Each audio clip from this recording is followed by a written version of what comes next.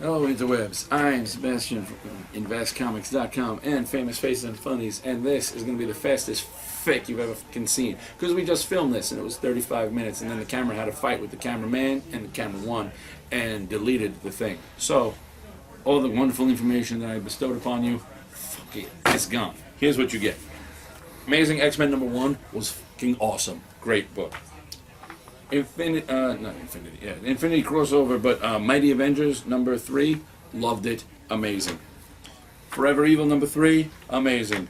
Batman Superman #5 was okay. Justice, Absolution, Rubicon #5, freaking fantastic. Read this whole thing.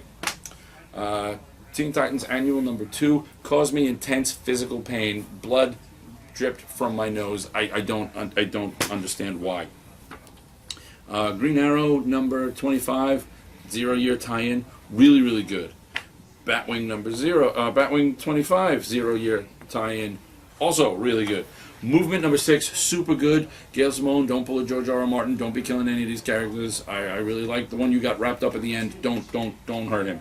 Quantum Movie #5, hysterical, awesome. Read that. Superman Unchained #4, good, not great. I really want more personal moments with Superman. New 52 Superman, they keep doing bigger, and I want littler. I want personal. Longshot #1, opening page, sums up Longshot awesomely. Rest of the book, good ideas, execution not so great. I'm with it for the rest of the series because I love Longshot, want to see how it goes. Earth 2 #17, gorgeous to look at, great to read. Tom Taylor picks up nicely after Jim Robinson. Nicholas Scott can draw anything and it will look gorgeous. And You want a good Superman? I want a nice Superman. We've got the evil Superman. I want a good Superman. This has been hands down the best part of the New 52. So give me back a good Superman so that I can have an Earth that I'm entirely rooting for. Suicide Risk, awesome, brilliantly worthy successor to Irredeemable. Ballistic #3. Is a but a gorgeous mindfuck, and I really like it. Jimmy Palmiotti's Painkiller Jane #1. It's Jimmy Palmiotti on his creator-owned character that he's taken from everywhere, from indies to Marvel to Sci-Fi Channel. So you know he loves it, and when you get a creator working on something they love, it's great. There's a creator working on something he loves, it's great. Action Comics. #0, Action Comics 0-year tie-in, issue #25, really good. Some great moments. This had some of the personal moments I wanted to see in other things. Still a big thing, and we find out that young Clark discovers he can't stop a hurricane. So my character Cat 5 would kick Superman's ass. Good to know. I'm gonna save this. Lords of Mars #4, brilliant. Legends of Red Sonja #1, with a single story told in 3 chapters. No breaks. It just goes, all flows, but the 3 separate chapters are written by Gail Simone, Nancy A. Collins, and Devin Grayson, with art by Jack Jadson, Noah Salonga, and Carl McNeil. So well done. Love this book. Shadow Now #2. Yeah. Good ideas. The writing, delivery, and especially dialogue are missing the mark on being the Shadow. And the art is cool, but is also missing the mark on being the Shadow. It looks like someone took watercolor paints and drew over photos. Some of it, not so much. They only did the foreground. The background is still just photos. However, the guy they picked to be the model stand-in for the Shadow, looks like he's between 19 and 23. Just doesn't have the Shadow's look to him. And while the artwork is gorgeous and would be great on almost anything else, doesn't get the darkness of the Shadow, and it misses the look of the Shadow. Lone Ranger #19, great early Tonto story, really well done. The origin of Scout, Tonto's horse, really well done. Army of Darkness versus Hack Slash. It's Ash and Cassie Hack teaming up. They fight tiny versions of themselves. They use evil versions of themselves as a distraction to get bad guys to think they killed them, but really they killed the evil thems. And as much as Hack keeps turning down Ash's advances, a little piece of her must want him, because in the end that's exactly what happens. They walk away and 2 of the unkilled tiny versions of them are, getting it home in background of a decimated, burning building. Pathfinder Goblins, brilliant. First story about a goblin that just eats and eats and eats. Second story about a goblin who thinks he's a hero that he really isn't. Has a playable game that works well with the backstory, with the second story for the Pathfinder universe. So good. I love this Pathfinder's book. I'm getting the trade when this is done. I just am. Mark Waid's Green Hornet is Mark Waid's Green Hornet. I love Mark Waid. I love Green Hornet. You should love both of those things. And both of those things together is like getting your peanut butter on my chocolate. No, you got your chocolate on my peanut butter.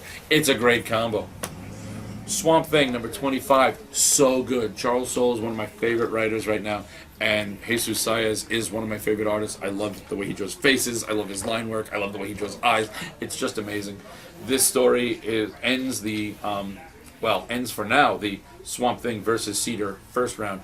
It doesn't quite go so well for Swampy, so we got to see where this picks up with with a new dynamic, and Swamp Thing trying to get back his avatar status. Cataclysm, The Ultimate's Last Stand, number 1. Again, at this point, I'm just rooting. I want to give a giant crazy straw to Galactus so you go and just eat the Ultimate Universe. I'm good with that. Green Lantern number 25 is good, but not great. I'm not entirely thrilled with the new dynamic of the Lantern universe. It's okay, don't get me wrong. It's not a bad book. It's just not going the way I want it to, so I'm gonna pout like a baby. Detective Comics number 25, hands down my pick of the week. I loved this book. I am sad that Layman and Fayvak are leaving. The Flash team is coming over to take over. I hope that they call Layman in on the Fox series Gotham that's going to star. It's going to feature Commissioner Gordon, young Detective Gordon stories, because this is all Gordon. Batman shows up for like a panel or two. So freaking good, so well done. One of the best comics at all I've read in years. Definitely one of the best Gordon and Batverse stories ever done. So amazing. Batman Night of the Owls Trade 3. It's Night of the Owls. It's Batman. It's one of the best things to come out of New 52. Read this. It's beautiful. All-Star Western Trade Volume 3. It's Palmy out in Gray on Jonah Hex. This is the storyline where they fight Jekyll and Hyde, who turns out Dr. Jekyll is able to turn into Mr. Hyde through use of one of Eclipso's black gems. And you've got the kidnapping of Bruce Wayne's great-grandmother. You've got Bruce Wayne's great-grandfather hiring Jonah Hex to get her back. You've got Professor Arkham. It's just great. Xenoscope's Robin Hood Wanted. I keep telling you I love the Robin Hood stuff from Xenoscope. It's really, really good. In one world, she gets to be a villain with good motives. In another world, she's treated as a hero with bad motives. So it's great juxtaposition. It's really well done. I like this book. Invincible Universe. Throne is in here because without Sean, I don't get to review Invincible so often because I don't read anything Invincible-wise other than in trades, because it's the way I started it and it's just the way I keep going. This primarily focuses on the Guardians of the Globe. Love it. It's Phil Hester writing. It's Todd Nuck artwork. Really, there's nothing to not like about that combo. It's beautiful. It's gorgeous. It's well done. That took a lot less than 35 minutes. Hopefully we won't delete it again. I love you, interwebs.